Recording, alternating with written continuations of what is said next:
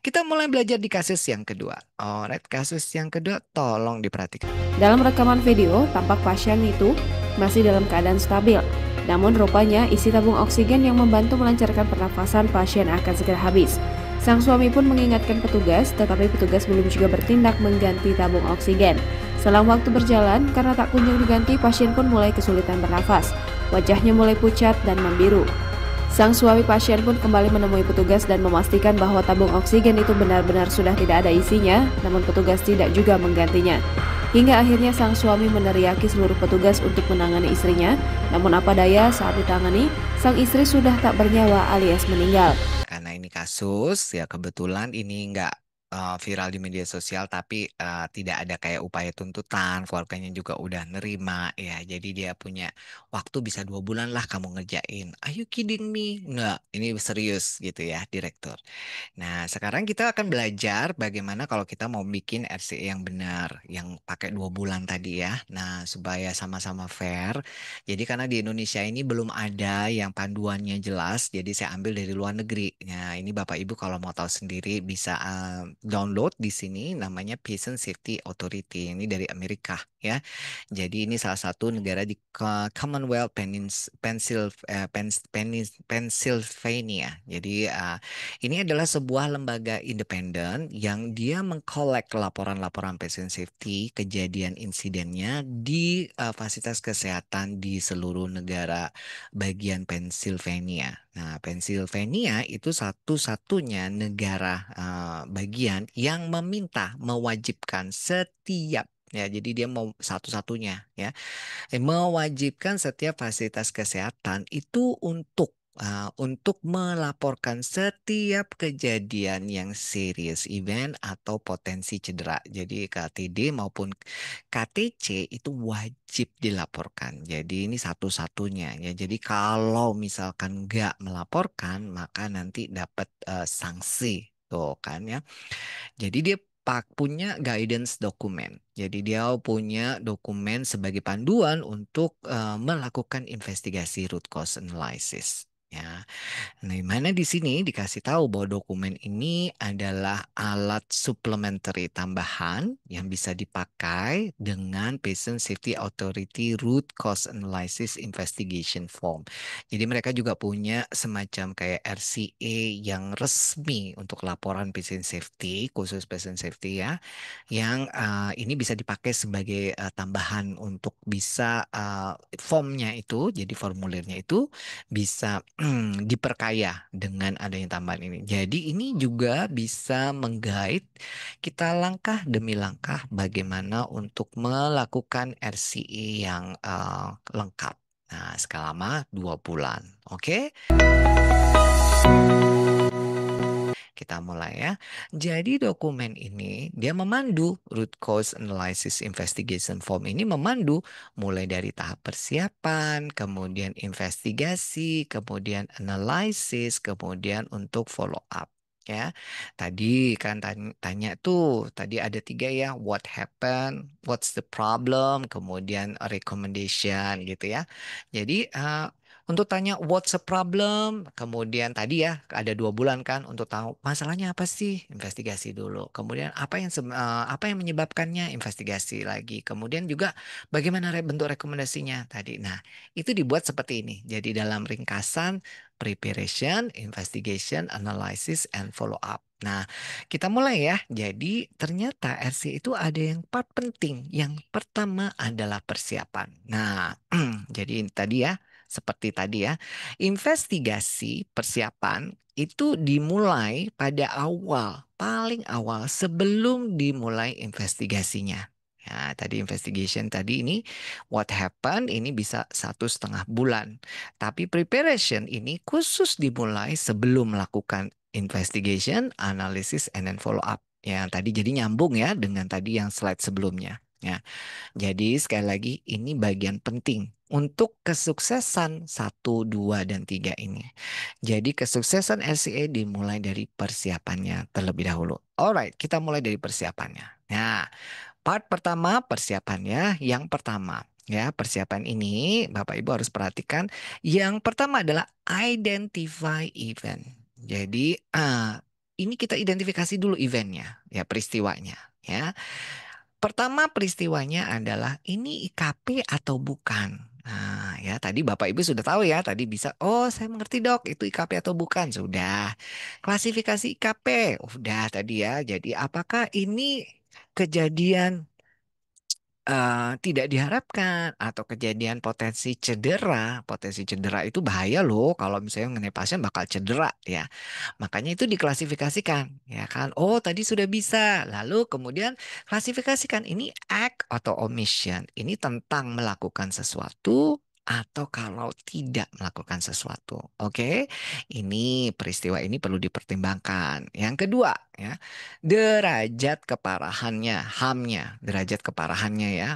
Ini parah banget atau injury pada pasiennya. Ini apakah cederanya itu permanen atau temporary atau cederanya itu atau ini sudah berupa kematian ya, severe injury atau death ya. Nah, kenapa ini jadi penting? Ya, ini juga nanti misalnya ya, oh, ada nggak kalau nunggu 2 bulan misalnya ya, sementara ini keluarga udah ngamuk-ngamuk minta kejelasan gitu ya, bahkan mungkin bisa kita model pakai Five Wise dulu sementara atau bagaimana gitu ya, atau dalam waktu 2 minggu diperpendek dalam waktu 2 minggu, apalagi nih kaitannya dengan legal misalnya. Kalau kaitannya dengan legal kemudian kaitannya dengan proses litigasi, maka waktu 2 bulan ini kayaknya yang ideal itu terlalu lama gitu ya. Jadi kita harus siap karena nanti misalnya ya udah tahu ya ada istilah majelis disiplin profesi kasih rekomendasi itu hanya dalam waktu 14 days, 14 hari untuk kasus pidana perdata ya. Kecuali kalau laporannya ke majelis disiplin profesi sendiri itu perlu waktu lama berbulan-bulan. Tapi untuk kasus pidana atau kasus perdata itu mereka rekomendasi itu bisa diperoleh hanya dalam waktu 14 hari. Nah, jadi kalau kita melakukan RCA ini selama 2 bulan, mungkin akan terlalu lama gitu ya. Nah, jadi bisa dipahami ya, identifikasi event dulu. Jadi lihat ya dari kasus per kasusnya dulu. Jadi supaya bisa lebih paham. Kemudian kemungkinan terulang kembali. Nah, jadi kemungkinan terulang kembali itu gimana? Ya, nanti bisa terjadi lagi, terutama kasus-kasus misalnya ini, let's say, oh ternyata masalahnya ini sesuatu kesalahan yang bisa saja besok terjadi lagi, lusa nggak nunggu lama ya, sesuatu yang um, recklessness-nya itu kecerobohan atau kelalaian ini atau ketidaksengajaan ini sangat mungkin besok bisa terjadi. Ya, nggak perlu nunggu kapan-kapan. Jadi sangat mungkin bisa sangat terjadi. Jadi jangan jangan diputusin nunggu waktu yang 2 bulan. Nah, sekali lagi ya. Jadi makanya itu diidentifikasi dulu eventnya. Ya sekali lagi apakah IKP atau bukan. Kemudian jenis IKP-nya, act auto omission, kemudian dari sisi pasien HAM-nya dan kemungkinan untuk yang arah ke litigasinya. Jadi dipersiapkan itu ya. Makanya ilmunya itu nyambung dengan mana-mana. Dan yang ketiga juga berkaitan dengan kemungkinan terulang kembalinya besar nggak. Kalau besok bakal terulang kembali ya jangan harus segera gitu ya dilakukan sesuatu. Jadi jangan nunggu investigasi dulu RCA. Sementara besok bakal mungkin terjadi. Nah, Nah, setelah kita identifikasi eventnya, oke, kita lakukan SCA yang 2 bulan ya tadi. Mungkin saya akan bilang ya kalau ini lah ujung-ujungnya untuk proses pembelajaran, jadi nggak diburu waktu karena untuk proses litigasi dan bisa kemungkinan terulang kembalinya itu bisa let's say kapan-kapan gitu ya. Nah, maka Anda bisa melakukan data collection. Data collection ini Anda ini kan dipersiapkan dulu ya. Jadi apa yang mau dicari? Ya. Karena nggak mungkin nanti Anda minta hari ini minta, terus minggu depan minta data ini, minggu depan minta lagi, atau ada data yang ketinggalan. Kalau kita sudah dipersiapkan di awal, itu akan lebih efektif, efisien, dan lebih raw. Datanya itu lebih lebih real gitu ya. Nggak istilahnya nggak banyak ini nggak banyak dipermak gitu data itu ya. Jadi apa yang Anda cari informasinya? Satu misalnya, oh yang informasi berkaitan dengan pasien, informasi berkaitan dengan event peristiwa itu, informasi berkaitan dengan fasilitasnya. Contoh, informasi berkaitan dengan pasien ya tentu saja rekam medis atau IMR, kemudian laporan laboratorium atau diagnostik lainnya ya, hasil komunikasi dengan pasien atau keluarga, misalkan ya, oh Anda juga misalkan mungkin mau konfirmasi sama pasien atau keluarga ya, nanti ada wacana untuk interview atau mungkin data-data yang kaitannya dengan apa namanya kondisi-kondisi keluarga dan sebagainya. Nah, ini juga menjadi perhatian ya.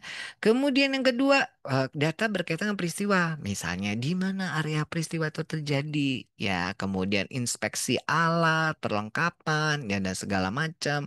Kemudian inspeksi misalnya jumlah SDM di situ, wawancara dengan staf yang terlibat. Ini contoh sekali lagi ya. Kemudian berkaitan dengan fasilitas, ya Anda juga harus tahu kebijakan dan prosedur, kemudian kompetensinya orang-orang yang ada di sini. Anda pengen data-data. Jadi misalnya kebijakan dan prosedur. Makanya tadi saya bilang kalau kita itu nggak bisa melihat problem yang mana, simptom yang mana, nanti Anda bisa keliru mendefinisikan kebijakan atau prosedur mana yang akan Anda minta, gitu ya kan? Nah, kalau misalnya nih, nanti masalahnya tadi adalah pasien eh, yang teriak-teriak ya, minta keluarganya diperhatikan, tapi ternyata pas staff itu malah melakukan asik sendiri melakukan pertukaran jaga. Nanti kalau Anda keliru mengidentifikasikan problem, Anda mungkin nanti ngasih gimana SOP untuk komplain manajemen atau penanganan komplain. Ah, salah kan berarti ya. Yang kedua, gimana prosedur untuk pertukaran jaga, shift jaga. Itu nanti Anda utak-utak. Padahal itu prosedur yang tidak sesuai gitu ya. Maksudnya bukan itu masalahnya. Tapi kalau masalah Anda tentang petugas tidak mengetahui ada perburukan, maka Anda akan cari prosedur. Apakah rumah sakit itu sudah punya prosedur untuk bagaimana memonitoring perburukan pasien di rumah sakit? Mana SPO-mu untuk monitoring perburukan pasien di rumah sakit? Nah, itu maksudnya. Jadi makanya perlu dipersiapkan ya. Jadi ditulis dulu. Nah, data-data apa yang mau Anda kumpulkan? Karena tadi ya, salah mengidentifikasi problem, maka Anda akan keliru meminta data. Ya, termasuk juga tadi kompetensi. Sudahkah mereka itu dilatih? Sudahkah Anda bukti-bukti mereka itu SOP itu sudah disosialisasikan? Sudahkah ada bukti mereka itu sudah mengikuti? Mana standar-standarnya? Nah, prosedur tadi, ya, prosedur yang tadi yang dibuat untuk monitoring itu referensinya dari mana? Gitu. Panduannya dari mana? Nah, itu kan nanti akan ada ya kebijakan atau panduan yang juga Anda minta. Makanya itu perlu disiapin. Nah, makanya perlu seorang yang ngerti, ahli, yang untuk bisa diajak diskusi, konsultasi. Karena nggak semuanya bisa hmm, dimengerti oleh satu orang. Jadi kadang perlu perlu perlu apa namanya? Perlu kumpul untuk berdiskusi, ya. Alright. Nah, jadi itu sudah. Nah, lanjut ya. Nah, sudah ya. Tadi identifikasi event, kemudian mengkoleksi data. Nah, berikutnya building a team. Ini masih preparation ya. Nggak mungkin RCA itu dilakukan oleh satu orang. Seperti misalnya tadi direktur. Oke, kamu yang selesaikan RCA. Dok, nggak bisa dok, saya nyelesaikan sendirian ya. Harus ada tim ya.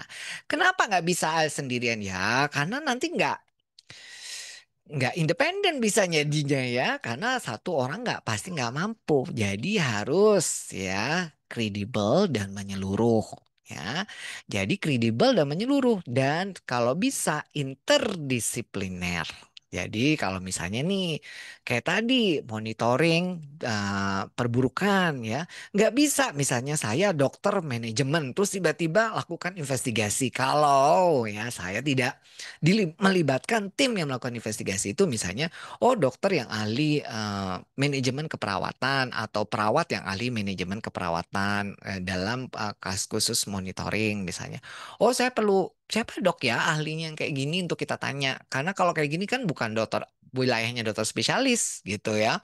Dokter spesialis mah, dokter spesialis apa yang ngurusin kayak gini-gini, misalkan kayak gitu ya. Tapi bisa kalau misalnya dokter spesialis itu, oh ini kan kasusnya bedah, kasus kasus pasien ini, pasien apa namanya tadi pos debri demang dan kemudian pos amputasi jari ya. Berarti kita bisa tanya apa sih dok kira-kira kemungkinan penyebab pasien itu meninggal misalnya pada kasus pasien ini. Oh, penyebabnya bisa jadi karena ini gitu ya. Nah, ada nggak tanda-tanda perburukannya apa-apa? Nah, kayak gitu kan berarti itu bisa harus kita libatkan dalam satu tim. Ya, misalkan ya. Nah, ataukah itu sebagai konsultan? Intinya itu sebaiknya interdisipliner. Jadi kayak bisa bangun komunikasi itu lebih mudah. Jadi kalau misalnya ada dokternya, ada perawatnya, ada dokter spesialisnya. Nah, pertimbangkan juga apakah menyertakan staf yang terlibat dalam peristiwa tersebut. Nah, maksudnya begini, jangan kita itu misalkan ya, kita itu mau menginvestigasi suatu kejadian yang ternyata sebenarnya yang kita ajak investigasi itu adalah orang yang seharusnya yang kita investigasi. Jadi kan nggak fair gitu loh ya. Misalnya, misal nih ya, terjadinya di HCU. Ternyata yang kita lakukan investigasi, yang kita libatkan itu istilahnya kepala ruang HCU-nya. Ya kita ajak untuk proses investigasi. Itu nggak fair, kurang fair. Jadi nggak bisa. Jadi dia yang malah diinvestigasi, bukan kita ajak untuk melakukan investigasi. Nah gitu maksudnya ya. Tapi kalau misalnya kita pertimbangkan karena nggak ada yang lain, misalnya boleh nggak? Ya silakan. Tapi ingat ya, RCA itu harus bisa kredibel dan bisa dilihat objektivitasnya. Jadi bukan subjektivitasannya gitu ya. Jadi melihat itu dalam sebuah ukuran ya, bukan semacam perasaan. Jangan misalnya, oh kejadian di kamar operasi yang kita investigasi, kita libatkan kepala operasinya. Oh malah mereka yang kita investigasi, kayak kasaran gitu. Alright, nah ini perlu member kelompok ya. Siapa jadi ketuanya, siapa yang bagian recorder, mencatat, sekretaris atau recorder yang mencatat semuanya, dan siapa anggotanya. Apa tugasnya leader? Biasanya siapa yang jadi leader? Biasanya adalah manajer resiko. Ingat ya, manajer resiko. Jadi manajer resiko itu suatu posisi yang keren di luar negeri itu memang tata kelola resiko itu diperhatikan khusus ya. Jadi nanti biasanya itu punya memang orang-orang yang kompeten. Nah, mereka biasa mengidentifikasi kejadian, ya, insiden keselamatan pasien, dan kemudian nanti dia bisa identifikasi kira-kira apa penyebabnya. Nah, namun bisa saja siapa aja yang ditunjuk oleh rumah sakit. Intinya dia bertanggung jawab untuk memimpin penyelidikan dan semua pertemuan, menugaskan tugas pada anggota tim bila diperlukan, mengkoordinasikan upaya tim dan memastikan menindaklanjuti semua tugas. Nah, jadi tugasnya berat, leader, jadi sebagai leader ya. Ingat biasanya manajer resiko. Jadi memang ini full time kerjaannya dia gitu ngurusin resiko dan segala macam kalau ada insiden. Tapi kalau nggak ada, maka bisa siapa aja tergantung mau nunjuk siapa rumah sakitnya. Kemudian bagian recorder memastikan semua anggota tim berpartisipasi dalam penyelidikan. Jadi bertanggung jawab melengkapi dokumen dan seterusnya. Kemudian member anggotanya ya, menyelesaikan tugas. Karena yang disuruh oleh leader, oke kamu melakukan ini, dan berpartisipasi begini-begini. Termasuk juga di recorder ini memastikan kapan meetingnya, berapa kali meetingnya, dan kapan ketemuannya. Alright? Nah, sudah ya? Dan yang keempat, ada aturan meeting. Nah, aturan meeting itu ada satu pada saat meeting ya, pertemuan itu karena tuh tim ya. Satu harus menghormati individu, menghargai pendapat yang berbeda, mendorong dialog, partisipasi setara, kerahasiaan. Nah, ajukan pertanyaan untuk memperjelas klarifikasi dan keputusan berdasarkan konsensus. Tuh keren nggak sih? Nah, jadi lihat ya, dia bilang karena ini multidisipliner, ya multidisipliner, ada misalnya dokter spesialis, misalnya ada dokter umum, misalnya ada perawatnya, ada bidannya, misalkan, atau ada bagian misalnya sarana prasarana, misalkan ya, karena RCE ini bukan hanya sekedar untuk insiden keselamatan pasien juga bukan masalah medis saja, kadang ada masalah infrastruktur yang berbahaya untuk pasien itu bisa saja terjadi. Ya, nah itu kalau misalnya ada pas meeting untuk persiapan ini ada rulesnya. Oh, setiap orang harus dihargai pendapatnya. Jadi nggak ada satu, meskipun ketua itu tiba-tiba mendominasi. Jadi keputusan-keputusan itu berdasarkan konsensus, artinya keputusan bersama bulat. Kenapa? Karena kalau tim ini nggak solid, nanti nggak jalannya nggak akan bagus ya. Jadi jadi nggak akan bagus karena budaya yang dibawa adalah budaya just culture. Jadi ingat, oh, harus dihargai pendapatnya. Karena nanti pada saat kamu melakukan investigasi, ya, aturan meeting ini harapannya mempengaruhi cara kamu melakukan investigasi pada saat melakukan investigasi di lapangan.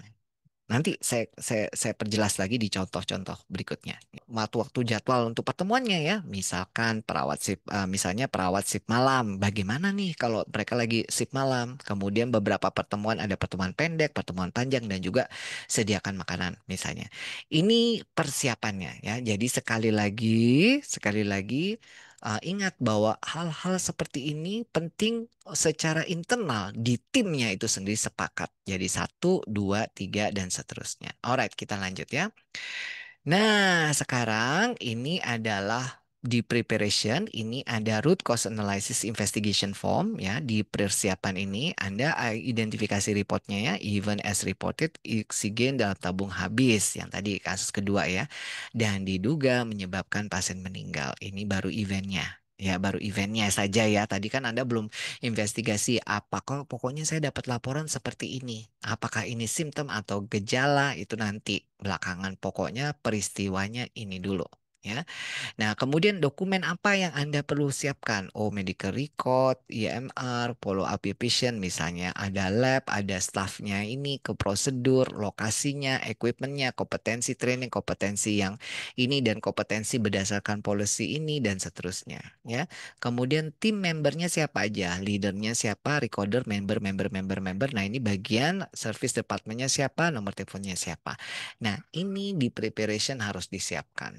Ya, jadi untuk persiapan ini sebelum dimulai investigasi. Jadi untuk tahu Anda ngumpulin dokumen-dokumen ini juga hasil meeting. Ya, meeting, diskusi dan segala macam, termasuk mengidentifikasi IKP atau enggak dan sebagainya. Ya, supaya nanti lebih terarah investigasinya. Paham ya?